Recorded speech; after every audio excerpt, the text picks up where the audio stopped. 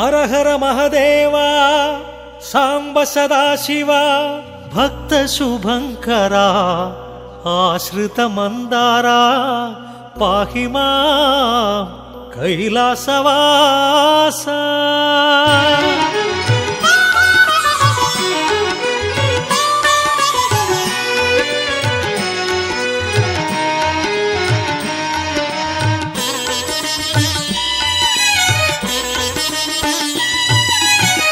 జయ మహదేవా సాంబ సదాశివ పాప వినాశ జయ పరమేశ. జయ మహదేవా సాంబ సదాశివ పాప వినాశ జయ పరమేశ. పావన శుభచరణ పార్వతి రమణ చంద్రకళాధరా పాహీశ.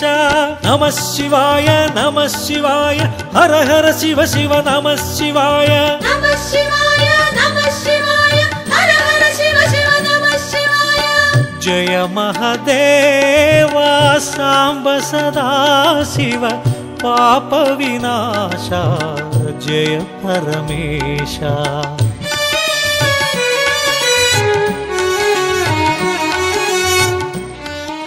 కనిపిస్తున్నటువంటి శాసనంలో ఈ సూర్యుని చిహ్నము, చంద్రుని చిహ్నము. ఈ చిహ్నము మనకు రాయలవారి కాలాన్ని, రాయలవారి శాసనాలను బట్టి వారి శాసనంలో ఇది ఆచంద్ర సూర్య తారార్కం, అంటే సూర్యుడు చంద్రుడు ఉన్నంత కాలము ఇవి నిలబడి ఉండాలా అనే ఉద్దేశంతో శ్రీకృష్ణదేవరాయల వారు ఆ చిహ్నాలను ఎంచుకున్నారు. ఈ చిహ్నము వారి యొక్క రాజ్యానికి సంబంధించిన చిహ్నంగా ఎక్కడైనా సరే వారి శాసనాల్లో కనిపించే చిహ్నం ఈ సూర్యుడు చంద్రుడు. ఇక్కడ ఉన్నటువంటి శాసనంలో మన ఆర్కియాలజీ డిపార్ట్మెంట్ వారు ఆల్రెడీ దాన్ని డీకోడ్ చేస్తున్నారు. ఈ భాద్రపద మాసంలో ఆయన ఈ దేవాలయం యొక్క సంబంధించిన కొన్ని కట్టడాలను నిర్మించి ఉన్నట్టు ఈ శాసనం తెలియజేస్తుంది. స్వామివారు బుగ్గరామేశ్వర స్వామివారు అంతకు మునుపే ఉండవచ్చు. దానికి సంబంధించిన కార్బన్ డేటింగ్ టెస్ట్ అటువంటివి ఏమీ జరగలేదు.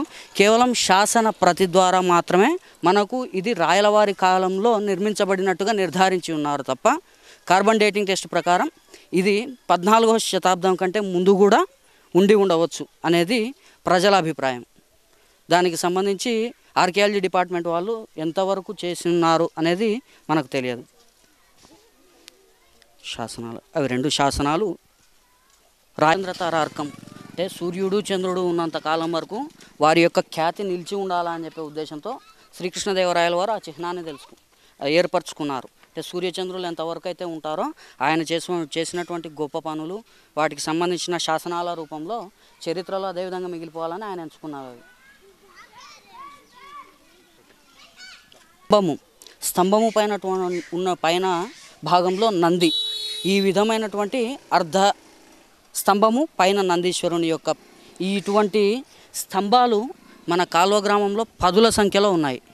ఇవి ఎందుకు ఉన్నాయి, దేనిని సూచిస్తున్నాయి అనేది ఇంతవరకు తెలియరాలేదు. కానీ వీటిని కేవలం రాళ్ళుగా మాత్రమే చూసుకుంటూ గ్రామ ప్రజలు ఏమి తెలియనటువంటి వాళ్ళు తర్వాత ప్రజలను చైతన్యం చేసి ఎవరైతే తెలియపరిచి ఇవి కేవలం రాయి కాదు మన యొక్క చరిత్రను సూచించేవి అని తెలియపరచాల్సిన అధికారుల నిర్లక్ష్యం వలన ఇవి రాళ్ళుగానే మిగిలిపోయి ఉన్నాయి. వీటిని తొలగిస్తూ అడ్డమైన చోట తీసేసి వాటి యొక్క కార్యక్రమాలు చేసుకుంటూ వెళ్ళిపోతున్నారు. కాబట్టి ఇప్పుడు కొన్ని సంఖ్యలో మాత్రమే మనకు దర్శనమిస్తుంటాయి. మిగిలిన స్తంభాలు అవన్నీ ఎక్కడికి వెళ్ళినాయి అనేటువంటిది ఎవరికి తెలియరాని విషయం.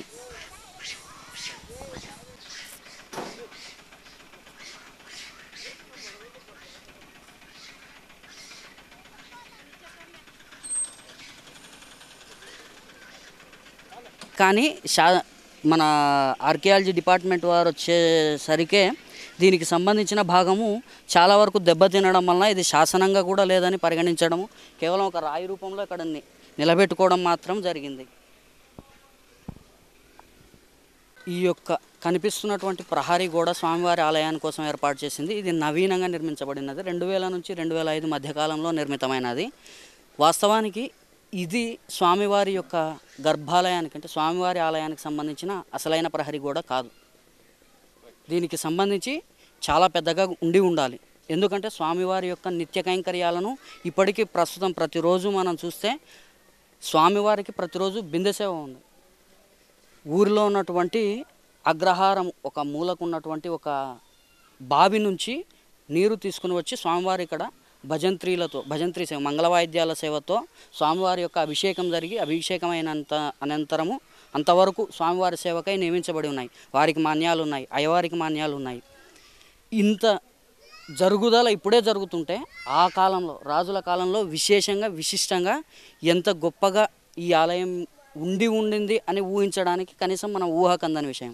దీని యొక్క ప్రాకారము ఏదైతే ఉందో ఇది ఇప్పుడు కొత్తగా నవీనంగా నిర్మించబడినదే. దానికి సంబంధించినటువంటి ప్రాకారము ఎక్కడి నుంచి మొదలుకొని ఎంతవరకు ఉంది అనేది ఎవరికి తెలియని విషయం.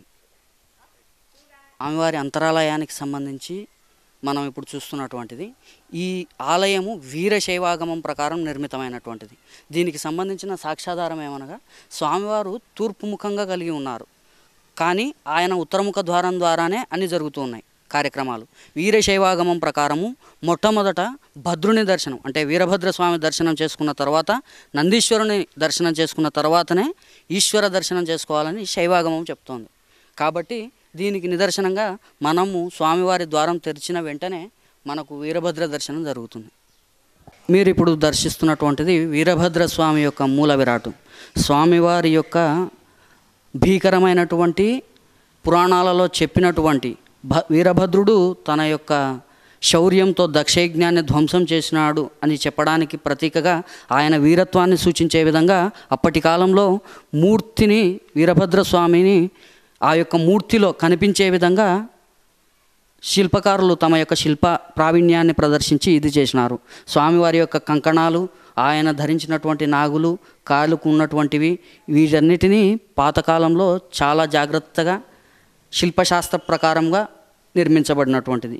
ఈ వీరభద్ర స్వామి ఇంత పెద్దగా ఉన్నటువంటి మూర్తి, ఇంత పాత మూర్తి ఎక్కడ మన యొక్క ప్రాంతంలో చాలా అరుదుగా కనిపించేటువంటి మూర్తి. ఇంత పాతగా ఉన్నటువంటి శిల్పమూర్తి, ఇంత జీవకళతో ఉట్టిపడేటువంటి వీరభద్ర స్వామి ఈ కాలువ గ్రామంలో ఉన్నందుకు ఈ చుట్టుపక్కల ప్రాంతాల వాళ్ళు కూడా చాలా హర్షం వ్యక్తం చేయాలి.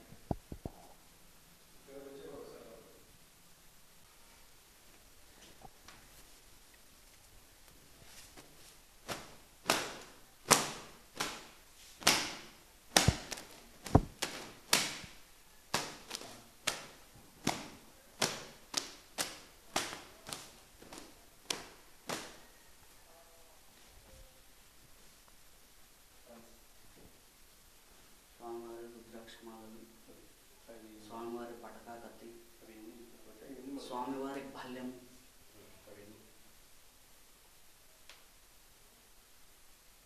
స్వామివారి కడియాలు, ఆయన యొక్క ఛాతీ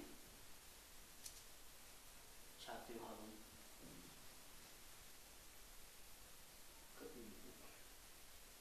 శివరాత్రి సమయంలో మాత్రం ముందు రోజు స్వామివారికి అభిషేకం చేస్తాం. స్వామివారి యొక్క ఉత్సవమూర్తులు, బుగ్గరామేశ్వర స్వామివారి ఉత్సవమూర్తులు ఊరును వదిలి వెళుతున్నందుకు గాను వీరభద్ర స్వామి వారికి బుగ్గరామేశ్వర స్వామి ఊరును వదిలి బుగ్గకు చేరుతున్నందుకు గాను గ్రామము యొక్క రక్షణార్థం స్వామివారికి విన్నవించి ఆ రోజు అభిషేకం నిర్వహించి ముందు రోజు స్వామివారికి విన్నవించి క్షేత్ర సంరక్షణార్థం స్వామివారి కన్నే బస చేయవలసిందిగా కోరుతూ ఆయనకు అభిషేకం నిర్వహించి స్వామివారి యొక్క ఉత్సవమూర్తులు, బుగ్గరామేశ్వర స్వామి ఉత్సవమూర్తులు బుగ్గ చేరుతాయి. వీరభద్ర స్వామికి ఎదురుగా నందీశ్వరుణ్ణి పెట్టి ఉన్నారు. ఇది వీరశైవాగమాన్ని ప్రస్ఫుటంగా తెలియజేస్తుంది. వీరభద్రుణ్ణి కేవలం వీరభద్రుణ్ణే ఈశ్వరునిగా సూచించడానికి నిదర్శనంగా వీరభద్రునికి ఎదురుగా ఈశ్వరుని యొక్క వాహనమైన నందీశ్వరుణ్ణి ప్రతిష్ఠ చేసి ఉన్నారు. కాబట్టి ఇది తేటతెల్లమవుతుంది. ఇది వీరశైవాగమంలో వచ్చినటువంటి ఆలయ నిర్మాణం. ఈ ఆలయంలో మనకు అమ్మవారు కూడా దర్శనం కలగదు. ఎందుకంటే వీరశైవాగమం ప్రకారం ఈశ్వరుణ్ణి వీరశైవులు ఆయనను గొప్ప వీరునిగా చిత్రీకరించే విధంగా వాళ్ళు చూస్తారు. కాబట్టి అమ్మవారు పక్కన ఉన్నప్పుడు స్వామివారు, అయ్యవారు, ఈశ్వరులు ఎవరైతే ఉంటాడో ఆయన ప్రసన్నంగా ఉంటారని చెప్పేసి అందుకు అమ్మవారిని దూరంగా ఉంచుతారు. ఇది వీరశైవం. ఉన్నాయో ఈ పిల్లర్స్ కానీ ఈ సిమెంట్ కానీ వీటన్నింటి లోపల కూడా ప్రతి ఒక్క అణువణువు రాతి స్తంభమే నిండి ఉంది. ఇదంతా రాతి స్తంభ నిర్మాణమే. ఇందులో ఉన్నటువంటి అన్ని అంతర్భాగంలోకి కూరుకుపోయి ఉన్నాయి. కేవలం దేవాలయాన్ని నవీనీకరించడం కోసం స్వామి అంతర్భాగంలో వర్షం పడినప్పుడు ఆ ధారలు రాకుండా ఉండడం కోసం ఏర్పాటు చేయబడినవి. ఇక్కడ మనం స్వామి మూల విరాటును చూస్తే బుగ్గరామేశ్వర స్వామి, ఈయనను మూలమూర్తి మూల విరాట్ అని చెప్పి అంటారు. ఈయనకు సంబంధించినటువంటి ఇంకొక మూర్తి బుగ్గరామేశ్వరం అంటే కాలువ బుగ్గరామేశ్వరంలో మనం చూడవచ్చు. దాన్ని మీకు తదుపరి చూపిస్తాం. ఇక్కడ ఉన్నటువంటి మూల విరాటే ముఖ్యమైనటువంటి వాడు. ఈయనకు సంబంధించే కొన్ని వేల ఎకరాల ఆలయ భూములు ఉన్నాయి. స్వామివారికి సంబంధించిన కైంకర్యాలకు అన్నింటికి సంబంధించినవి జరుగుబాట్లకు స్వామివారికి సంబంధించిన ఆ ఆలయ భూముల ద్వారా వచ్చేటువంటి ద్రవ్యాన్ని వినియోగిస్తున్నారు. నందీశ్వరుడు, ఈ నందీశ్వరుడు చాలా పాతకాలానికి సంబంధించినటువంటి వాడు. ఈయనతో పాటు మనము ఇక్కడ ముందుగా గమనించవలసింది ఏంటంటే, మిగిలిన ఆలయాల్లో ఏ ఆలయానికి పోయినా కూడా మనం కేవలం మూల విరాటును మాత్రమే లింగ స్వరూపంలో చూస్తాము. స్వామివారి యొక్క మనం ప్రవేశ మార్గంలో ఇరువైపులా 2 లింగములు మనకు కనిపిస్తున్నాయి. వీటిలో ఒకటి చండీశ్వరునిగాను ఒకటి భృంగీశ్వరునిగాను గుర్తించాలి. స్వామివారి యొక్క పాల ద్వారకులు దిండి ముండులు, స్వామివారి ఆలయ దిండి ముండీశ్వరులు, దిండీశ్వరుడు ముండీశ్వరుడు స్వామివారి యొక్క అక్కడ మనకు కనిపిస్తున్నటువంటి ఆ యొక్క చిన్న లింగ రూపం ఏదైతే కనిపిస్తుందో స్వామివారి యొక్క అర్చనను విశేషంగా చేసి తదనంతరం ఆయనలో ఐక్యమైనటువంటి సిద్ధాచార్యులుగాను శివ గురువులుగాను వారిని ఏ విధంగా మనం స్మరించుకున్నా కూడా పుణ్యం కలుగుతుంది. అటువంటి వారి యొక్క జ్ఞాపకార్థం అక్కడ పెట్టినటువంటి చిన్న లింగము. మనము బాగా ప్రస్ఫుటంగా గమనించినటువంటి అయితే ఈ 2 లింగములు లింగ స్వరూపంలో ఉన్నాయి. అక్కడ ఉన్నటువంటిది లింగము కాకుండా చదునుగా ఉన్నటువంటి ఒక రూపాన్ని కలిగి ఉంది. కాబట్టి దాని ద్వారా ప్రత్యేకించి అది సిద్ధ గురువులను సూచిస్తున్నట్టుగా మనం తెలుసుకోవచ్చు. మనం చూస్తున్నటువంటి ఈ యొక్క ఆలయ అంతర్భాగంలో ఈ కనిపిస్తున్నటువంటి గోడలో కూడా సుమారు 5-6 స్తంభాలు, రాతి స్తంభాలు పాతకాలాన్ని మనకు ఏవైతే పాతకాలంలో నిర్మితమైనావో అవన్నిటినీ గోడలోనే ఉంచి పైన ఈ సిమెంటు కట్టకం ద్వారా ప్లాస్టరింగ్ చేసి ఉన్నారు. మనకు దానికి సూచికంగా కూడా ఇక్కడ మనకు కనిపిస్తుంది. అంతర్భాగం ఆలయ అంతరాలయంలో కూడా చూడవచ్చు మనము. ఈ ఎదురుగా కనిపిస్తున్నటువంటి ఈ యొక్క ఇది రాతి స్తంభము.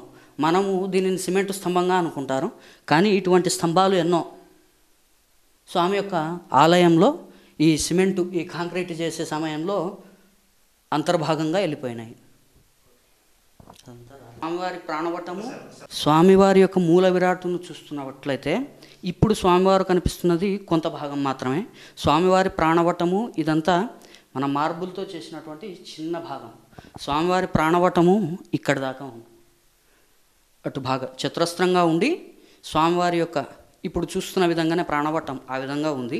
లోపలి భాగంలో స్వామివారిని ఆనుకొని మూల విరాటును ఆనుకొని కుడివైపు ఎడమవైపు ప్రాణవటానికి లోపలికి వెళ్ళే విధంగా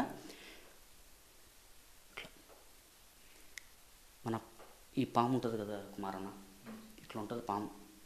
ఇటువైపు తలబెట్టి ఇటుగా తోకుంటుంది.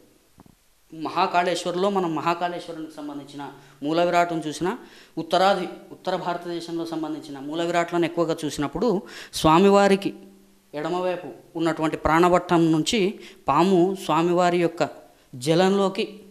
జలము ద్వారా ప్రవేశిస్తూ స్వామివారిని చేరుతున్నట్టుగా సూచించే చిహ్నము అంతర్భాగంలో ఉండిపోయింది. చాలా పాతకాలంది పురాతనమైనటువంటిది. స్వామివారి యొక్క ఉత్సవమూర్తులు ఈ కాల్వ గ్రామం నుంచి కాలువ బుగ్గకు చేరడానికి కొన్ని ఏళ్ల తరబడి వినియోగిస్తున్నటువంటి పల్లకి ఇది. స్వామివారి యొక్క ఉత్సవమూర్తులను ఇక్కడ ఉంచేవారు. అయితే ఆలయంలో ఒక 50 ఏళ్ల కిందట 60 ఏళ్ల కిందట స్వామివారి యొక్క ఆలయంలో ఇక్కడి భాగంలోనే ఉత్సవమూర్తులను ఉంచేవారు. ఆలయంలో ఉన్నటువంటి ఉత్సవమూర్తులను అవి 14వ శతాబ్దానికి సంబంధించినటువంటి ఉత్సవమూర్తులను దొంగిలించబడడం జరిగింది. దీనికి సంబంధించిన రిపోర్టు, దీనికి సంబంధించినటువంటి కంప్లైంట్స్ అన్నీ ఎస్పీ గారి ఆఫీస్లో ఉన్నాయి. దానికి సంబంధించిన విషయాలు దానికి సంబంధించి ఆ విధంగానే ఉన్నటువంటి మూర్తులు తర్వాత ఎండోమెంట్ డిపార్ట్మెంట్ వారు దాతల సహకారంతో మళ్ళీ మనం చేసుకొని గ్రామ మధ్యంలో ఒక ఇడుపు లాంటిది ఏర్పాటు చేసుకొని సంరక్షణగా ఉన్నటువంటి చేసుకుంటూ గ్రామంలో పెట్టి ఉన్నారు. వాటిని మళ్ళీ మనం చూస్తాం. ఉన్నటువంటిది బుగ్గరామేశ్వర స్వామికి సంబంధించినటువంటి అనుబంధ ఆలయం. వీటిని ఉపాలయాలు అంటారు. ఈ యొక్క ఉపాలయము పురాతన నిర్మాణమై ఉన్నది. శిథిల సమయం అంటే దానికి శిథిల సమయం దగ్గరగా ఏర్పడినందుకు గాను స్వామివారి యొక్క ఆలయాన్ని పునర్నిర్మాణం చేసినటువంటి వారు కాల్వ గ్రామంలో ఉన్నటువంటి నాగశేఖరప్ప గారి జ్ఞాపకార్థం ఆయన భార్య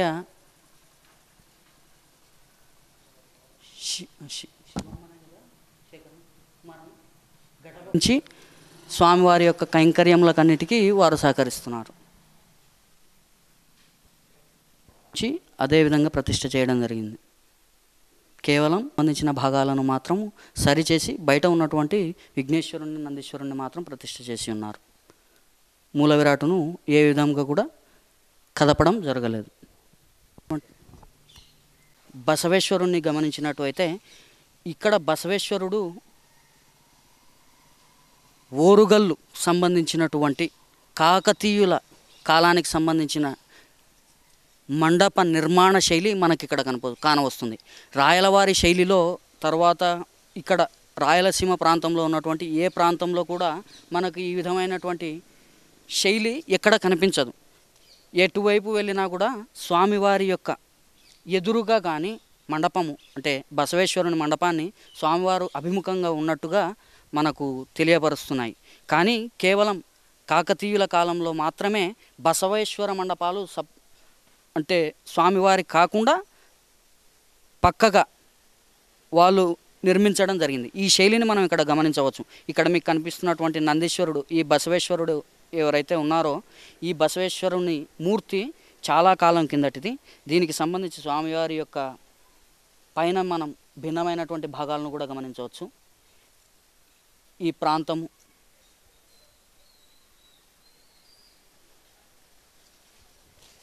తర్వాత స్వామివారి యొక్క ఈ గజ్జెల ప్రాంతము మువ్వల ప్రాంతంలో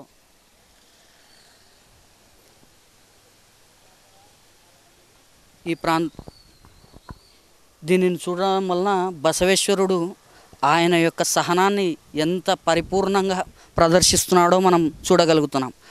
బసవేశ్వరుడు అంటేనే మనకు ఈశ్వరుని ఎదుటగా ఉన్నటువంటి ఆయనను ధర్మస్వరూపంగా చెప్తారు. నందికి ఉన్నటువంటి సహనము, ఓర్పు, శీలము ఎవరికి ఉండదు. ఆయన ఈశ్వర దర్శనార్థం ఎదురుగా ఎంతోసేపు వేచి ఉండగలుగుతాడు. అంటే స్వామివారిని దర్శనం చేయాలంటే, స్వామివారిని మనం చూడగలగాలి అంటే ఎంతో ఓపిక, సహనము, ఆయన పట్ల అచంచలమైన భక్తి ఉండి ఆయనను విడిపడకుండా స్వామిని ఎప్పుడు మనసులో తలుచుకోవాలని చూపించేటువంటి తత్వమే బసవేశ్వర తత్వం. ఈ బసవేశ్వర తత్వంలో ఆయన సంపూర్ణంగా ఒదిగిపోయి ఉన్నాడు.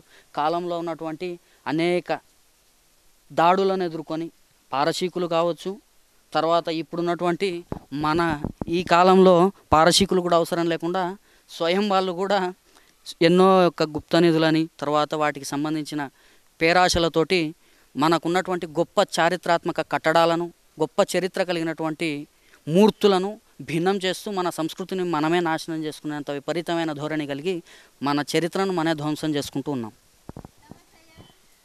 ఇక్కడ మనకు ఉత్తరముఖంగా గ్రామానికి బయటి భాగాన్ని చూస్తున్నట్టుగా కనిపిస్తుంది. కానీ వాస్తవానికి ఈ యొక్క కాల్వ గ్రామము అతి పెద్దది. రాయలవారి కాలంలో ఈ యొక్క ప్రాంతాన్ని ముద్దనూరు సీమ కాల్వ మండలం అని పిలిచేవారు. మండలం అంటే అప్పటి కాలంలో మండలాధికారి ఇక్కడ నివసిస్తూ ఈ యొక్క ప్రాంతానికి సంబంధించిన అన్ని ప్రాంతాలను పర్యవేక్షిస్తూ పరిపాలించేవారు. వారిని మండలాధికారి అనేవారు. కాబట్టి ఈ యొక్క ప్రాంతము పూర్వము 14వ శతాబ్దంలో అతిపెద్ద మండలంగా నియమించబడి వర్తకాలకు సంబంధించి ఎన్నో ఒడిదుడుకులను ఎదుర్కొని ఈ యొక్క పరిణామంలో ఇప్పుడు ఉన్నటువంటి గ్రామంగా మార్పు చెందింది.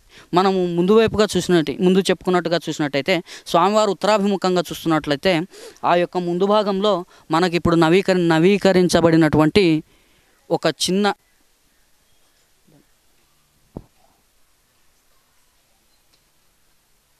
స్వామివారికి అభిముఖంగా మనకు ఒక బ్రిడ్జ్ కనిపిస్తూ ఉంది. స్వామివారికి అనుబంధమైనటువంటి ఆలయము స్వామివారి యొక్క భోగేశ్వరమూర్తి అయినటువంటి శ్రీ బుగ్గరామేశ్వర స్వామి కాలువ బుగ్గలో ఉన్నటువంటి బుగ్గరామేశ్వర స్వామి వారి దగ్గర నుంచి వెలువడుతున్నటువంటి బుగ్గ ఆ ఊటలను కలుపుకుంటూ ప్రవహించే నీరు ఈ కాల్వ గ్రామం నుండి కాల్వ గ్రామం మీదుగా వెళుతూ స్వామివారికి అభిముఖంగా ఉన్నటువంటి మనం చూస్తున్నటువంటి ఆ యొక్క బ్రిడ్జి కింద ఉన్నటువంటి కాలువలో ప్రవహిస్తూ ఇక్కడ ఉన్నటువంటి అనేక ప్రాంతాలకు సస్యశ్యామలమైనటువంటి నీరును అందించే విధంగా ఉండేది. ఈ యొక్క నీరు ఏదైతే ప్రవహిస్తూ ఉందో ఇక్కడ ఉన్నటువంటి ప్రాంతీయ ఆచారం ప్రకారం సకాలంలో వర్షాలు కురియకపోయినా తర్వాత స్వామి యొక్క క్షామము ఉన్నటువంటి సమయంలో బసవేశ్వరునికి ఘటాభిషేకం చేసినప్పుడు, అంటే మనము స్వామివారిని యొక్క నీటిని ఆ వాగులోంచి కోనేరులోంచి తీసుకొచ్చిన నీరు స్వామివారిని అభిషేకిస్తే తిరిగి ఇటువైపుగా పారుతూ ఆ యొక్క కాల్వలో చేరిన సమయానికి స్వామివారు విశేషంగా కుంభవృష్టిగా వర్షాలు కురిపించినటువంటి సమయాలు కోకొల్లలు. కాబట్టి స్వామివారికి క్షామ సమయాల్లో అటువంటి సమయాల్లో బసవేశ్వరునికి ప్రత్యేకమైన పూజలు నిర్వహించేవారు. ఈ యొక్క బసవేశ్వరుడు ఇక్కడ కనిపిస్తున్నటువంటిది మనకు ఓపెన్ స్పేస్ లాగా కనిపిస్తుంది. కానీ కొన్ని వందల రాతి స్తంభాలతోటి విశిష్టంగా నిర్మించబడినటువంటి ఒక బసవ మండపం ఉండేది ఈ ప్రాంతం అంతా. మనం దానికి సంబంధించిన సాక్ష్యాధారాలుగా మన కళ్ళ ముందు ఉన్నటువంటి ఈ యొక్క రాతి స్తంభాలను గమనించవచ్చు. వీటినే కాకుండా అటువైపుగా మనకు ఈ యొక్క వేప కట్టకు వెనుక భాగంలో ఉన్నటువంటి కొన్ని వందల రాతి స్తంభాలు ఈ యొక్క బసవేశ్వర మండపానికి సంబంధించినటువంటి మూగ ఆనవాళ్ళుగా మిగిలిపోయి ఉన్నాయి. ఈ చరిత్రను, మన యొక్క ఖ్యాతిని, మన యొక్క శక్తిని, వీటన్నింటినీ చూపించగలిగేటువంటి అతి విశిష్టాత్మకమైనటువంటి ఈ యొక్క ఆలయాలు, గొప్ప గొప్ప చారిత్రక కట్టడాలను విలువను మనము తెలుసుకోలేక వాటిని కేవలం ఒక రాళ్ళుగా పరిగణిస్తున్నంత కాలము మనము కూడా ఆ యొక్క ప్రాణం లేని రాళ్ళ మాదిరే జీవిస్తూ ఉంటాం. మన యొక్క చరిత్రను, మన యొక్క శక్తిని, మన పూర్వీకులు ప్రపంచానికి చూపించినటువంటి నాగరికతను ఇవన్నీ మనం ఎప్పుడైతే గుర్తించి వీటిని అతి జాగ్రత్తగా మళ్ళీ చూసుకోగలుగుతామో మన తదితర తరాలకు మన దేశము ప్రపంచానికి మార్గదర్శనం చేసే విధంగా దేశ విఖ్యాతి, దేశ అభివృద్ధి జరుగుతుంది.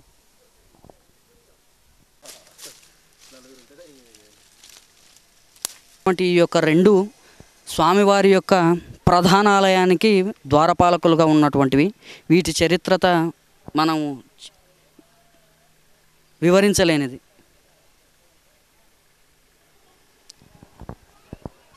వీటి పునర్వైభవం కోసం ఇవి తిరిగి ఎదురు చూస్తున్నట్టుగా నిద్రిస్తున్న విధంగా మనకు కనిపిస్తున్న వీటిని చూసి మన చరిత్రను మనం తిరిగి తెలుసుకోవాలి. వాటిని పునర్వైభవోపేతంగా ఇది చేసుకోవాలి.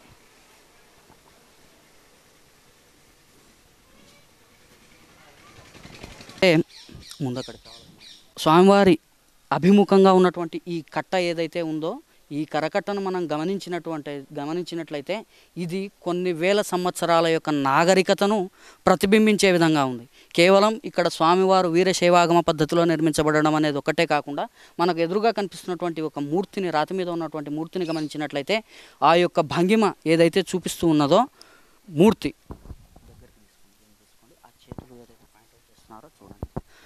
ఆ ముద్రను చిన్ముద్రగా భావిస్తారు. చిన్ముద్ర హిందూ మత సాంప్రదాయ ప్రకారం, హిందూ మతం అనకూడదు ఇక్కడ, హిందూ ధర్మ సాంప్రదాయం ప్రకారం చిన్ముద్ర ఒక విధంగా ఉంటే బౌద్ధ మతానుసారము, బౌద్ధ ధర్మానుసారము, జైన ధర్మానుసారము వాటి యొక్క చిన్ముద్రలు అవే అంగుళీకము, అదే 2 వేళ్ళు ఏవైతే ఉన్నాయో బొటన వేలు, చూపుడు వేలు రెండింటినీ పట్టుకునే స్థానం ఒకే విధంగా ఉంటుంది. కానీ వాటిని ప్రదర్శించే విధానంలో చాలా తేడాగా ఉంటుంది. హిందూ ధర్మ ప్రకారము అభయముద్రను సూచించేటువంటిది చిన్ముద్ర. కానీ జైన ధర్మంలో చిన్ముద్రను ఆ విధంగా ప్రదర్శిస్తారు. కాబట్టి ఇక్కడ ఈ ప్రాంతంలో జైన మతం కూడా తన యొక్క ఉనికిని సూచించి తన యొక్క ప్రభావాన్ని, తర్వాత జైన మత సాంప్రదాయాలు ఇక్కడ పరిడవిలినాయని సూచించడానికి గాను మనకు ప్రత్యేక సాక్ష్యంగా గాను, తర్వాత ఒక మౌన సిద్ధాంతమైనటువంటి మౌన రూపంగాను ఆ యొక్క మూర్తిని చూసి మనం గమనించవచ్చు. ఈ హిందూ ధర్మానికి సాపేక్షతను చూసుకుంటూ మనం రాజస్థాన్లో కావచ్చు, తర్వాత ఇప్పటికీ మన కలియుగ ప్రత్యక్ష దైవం అన్నటువంటి శ్రీ వెంకటేశ్వర స్వామి, తిరుమల వెంకటేశ్వర స్వామిని కూడా చాలామంది జైన మతస్థులు దర్శనం చేసుకుంటారు. ఎందుకంటే వారి సిద్ధాంతం ప్రకారము మూల విరాటైనటువంటి వెంకటేశ్వర స్వామి జైన మత స్వరూపం అని చెప్పేసి జైన తీర్థంకరులుగా వాళ్ళు భావిస్తారు. ఇందులో ఉన్నటువంటి ప్రధానమైనటువంటి సమస్య ఏమంటే శైవము, వైష్ణవము, జైనము, బౌద్ధము ఈ 4 ప్రధానంగా ముడిపడి ఉన్న అంశాలు వారి యొక్క కేశాలంకరణ, వారి యొక్క కేశాలను సూచించే విధానము, కేశాలను సూచించే విధానము, తర్వాత ముఖ్యంగా చూపించేటువంటిది నాగాభరణాలు.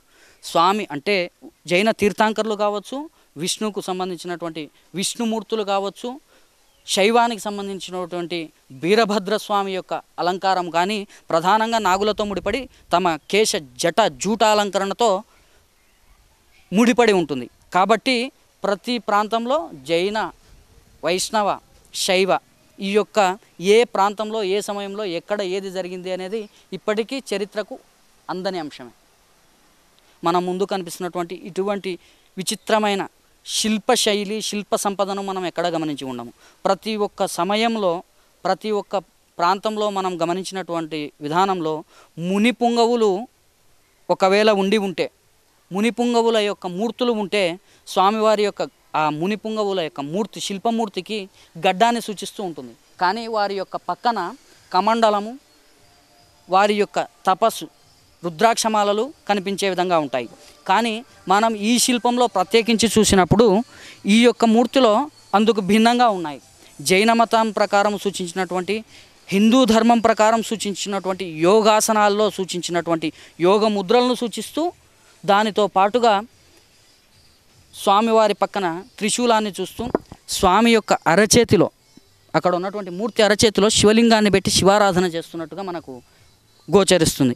ఆ శివలింగాన్ని బిల్వదళంతో అర్చిస్తున్నటువంటి ఈ సిద్ధ గురువులు, వీరశైవానికి సంబంధించినటువంటి శివాచార్యులు ఎంతోమంది స్వామివారి యొక్క పూజలో, స్వామివారి కైంకర్యంలో, స్వామివారి యొక్క ప్రతి భాగంలో వారు భాగమై అంతర్స్థాణువులై ఎంతోమంది శివాచార్యులు ఇక్కడ ఈ యొక్క ప్రాంతంలో బుగ్గరామేశ్వర స్వామి యొక్క పాదసేవనంలో ముక్తిని పొందారు అని సూచించడానికి ప్రత్యక్ష తార్కాణం మనం ముందు ఉన్నటువంటి ఈ మూర్తి.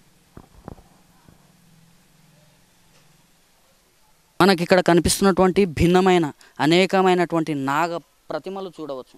ఈ యొక్క నాగదేవి దేవతా శక్తి స్వరూపాలను సూచిస్తున్న విధంగా పక్కన ఉన్నటువంటి చిన్న అమ్మవారు పట్టుకొని ఉన్న విధంగా పూర్వపు వారి యొక్క అలంకరణ విధాలను, వారి సంస్కృతిని తెలియజేసే విధంగా ఎన్నో మనం ఇక్కడ చూడవచ్చు. ఈ కరకట్ట యందు గమనిస్తున్నటువంటి ఈ నాగ మూర్తులు మనము మామూలుగా ఉన్నటువంటి ఆలయాల్లో, తర్వాత మిగిలిన ప్రాంతాల్లో ఈ నాగ ప్రతిమలు ఏవైతే ఉన్నాయో, నాగమూర్తులు, ఇవి సంబంధించిన నాగుల కట్టను సూచిస్తున్నాయి. అయితే ప్రతి ఆలయంలో, అంటే ఆలయ ఆగమ శాస్త్ర ప్రకారము, మన ధర్మం ప్రకారము కొన్నిటిని మనకు ఇవి సూచిస్తూ వస్తాయి. ఇక్కడ మనం ప్రత్యేకంగా గమనించినటువంటి అయితే ఇక్కడ ఉన్నటువంటి ఈ యొక్క నాగమూర్తి 2 నాగులు కలిసి బంధం ఏర్పరచుకున్న విధంగా ఉంటుంది. దీనినే మనము నాగబంధనము అని తెలియజేసుకుంటున్నాం. ఈ నాగబంధనం ఉన్న చోట నిధులు, గుప్త నిధులు అటువంటివి ఉంటాయని, తర్వాత స్వామివారి యొక్క క్షేత్రానికి సంబంధించి నాగులు సంరక్షణార్థం ఉండి ఉంటాయి అని చెప్పేసి అనుకుంటూ ఉంటారు. ఇది వచనం. పూర్వపు మూర్తులన్నీ కూడా నాగబంధములు, నాగలు కలిసి అనేక రకమైనటువంటి శిలామూర్తులు మనకు కనిపిస్తున్నాయి. ఇక్కడ ఈ ఇక్కడ ఉన్నటువంటి ఈ ప్రత్యేకమైనటువంటి ఈ మూర్తిని చూసినట్టయితే మనము అప్పటి కాలంలో స్వామివారి యొక్క కైంకర్యాలకు ప్రజలు చేసినటువంటి విన్యాసాలను సూచిస్తున్నట్టుగా ఉంటూ వారి యొక్క ముఖ్యమైనటువంటి ఆచార వ్యవహారాలను సూచిస్తున్నట్టుగా వారి యొక్క వేషధారణను సూచిస్తూ ఉన్నాయి.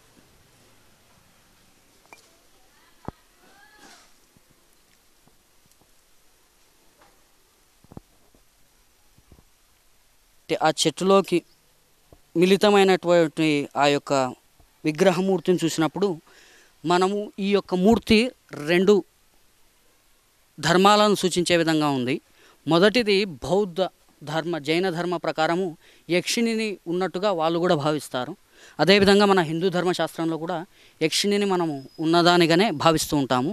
ఇక్కడ ఉన్నటువంటి ఈ మూర్తి యక్షిణి స్వరూపం ఇక్కడ మనకు సుస్పష్టంగా కనిపిస్తుంది. ఆ యొక్క అంగ సౌష్ఠవాన్ని తీర్చిదిద్దిన తీరు, వారు ధరించినటువంటి నగలు, తర్వాత ఆమె పైన ఉన్నటువంటి ఏ విధమైనటువంటి వస్త్ర ఆచ్ఛాదన లేనితనం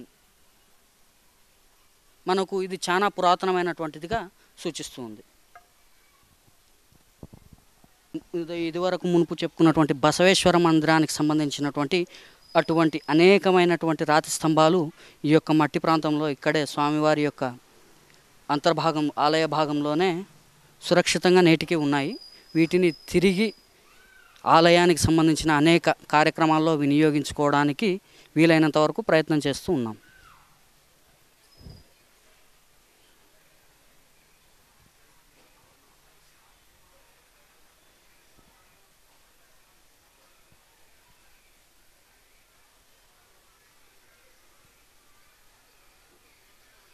ఆలయానికి సంబంధం లేని విషయం ఏమంటే పూర్తి విశిష్టమైనటువంటి వీరశైవ ఆగమం ప్రకారము నిర్మించబడినటువంటి బుగ్గరామేశ్వర స్వామిని మనం ఇంతవరకు వీక్షించి ఉన్నాం.